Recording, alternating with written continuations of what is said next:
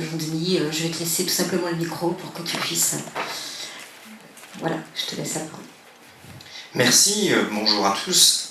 Alors, donc je suis Jean-Denis Béga, je suis donc intervenant sur les négociables, c'est-à-dire que dans le programme RDCM, les jeunes que j'ai eus, ils ont commencé grosso modo en septembre-octobre, il fallait qu'au mois de février, ils soient au top pour réussir l'épreuve, la sélection régionale, qui faisait quoi? C'est un concours national de vente, il y a à peu près 15 000 étudiants qui participent en France, différents types d'écoles, des BTS jusqu'à des Bac plus 5.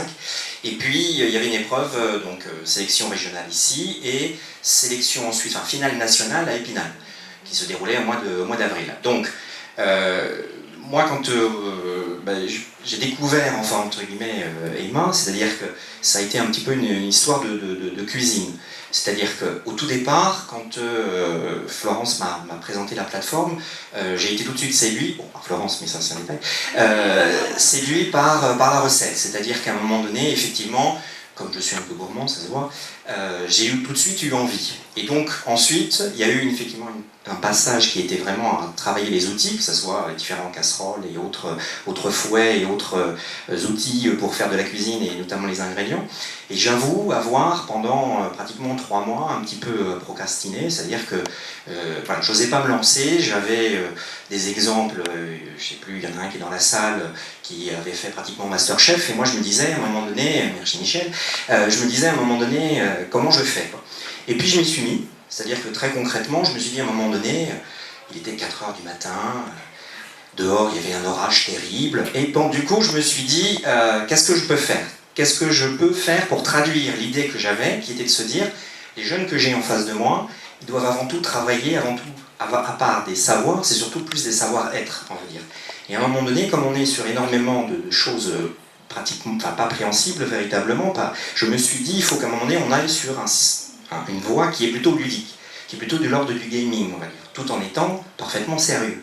Et donc du coup, je me suis dit à un moment donné, si tu peux remonter tout en haut, je me suis dit à un moment donné, je vais les amener sur une thématique qui est, voilà, on va introduire des logos, on va introduire des petites images. J'ai introduit l'air de rien derrière certaines images. Quand on cliquait, en fait, on arrivait sur une vidéo avec de la musique. Enfin bon, créer une espèce d'atmosphère qui faisait que ça leur donnerait envie de venir. Parce que finalement, si pour nous, ça fait énormément de sens, toute cette chose-là, malheureusement, il se trouve que nos jeunes n'ont pas forcément le temps, n'ont pas forcément l'envie, n'ont pas forcément tout un tas de raisons, de bonnes et justes raisons pour aller dessus, quoi. Donc moi je me suis dit, après avoir fait de la cuisine, on va un petit peu digérer, on va faire un peu de sport. Donc il se trouve que je suis parti aussi sur une thématique, parce que moi ça m'a semblé faire du sens. Est-ce que pour votre matière ça en sera peut-être, je ne sais pas, mais en tout cas ça m'a semblé important de se dire que je trouve une thématique, une cohérence, ce qui fait que de chacune des parties j'ai envie d'y aller, j'ai envie d'aller voir. J'ai envie de découvrir, j'ai envie d'y retourner régulièrement pour voir s'il n'y a pas des choses nouvelles qui s'y sont mises.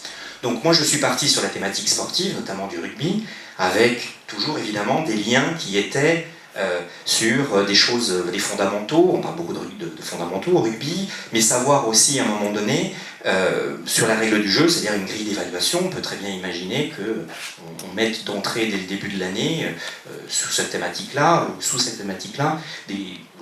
le suivi de ce qu'on va faire tout au long de l'année, quoi. Et puis, une fois qu'on avait... Voilà. Donc en fait, là vous voyez apparaître différentes parties. Ces différentes parties, en fait, on peut les cacher ou pas. C'est-à-dire qu'en fonction de ce que vous voulez faire, vous voulez prévoir un petit peu à l'avance, mais vous ne voulez pas tout de suite le faire apparaître, vous pouvez le faire cacher, le cacher. Et donc là, en fait, vous avez des choses qui sont en 2 périodes. Ça, c'était pour tous les jeunes jusqu'au mois de février, et puis ça a été pour les finalistes au mois d'avril. Et tout en bas,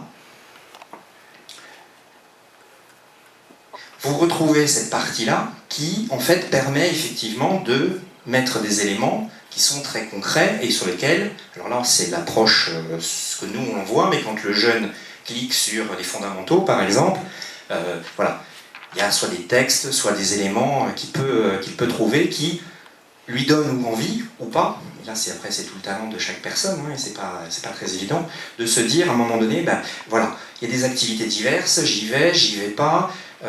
Moi je sais que l'année prochaine j'ai envie d'intégrer des petits quiz, c'est-à-dire de faire quoi? De faire une séance sur l'autre pour être sûr qu'ils iront, des petits quiz sur lesquels il y aura des éléments qui trouveront dedans. Et pas simplement ce que l'on aura vu.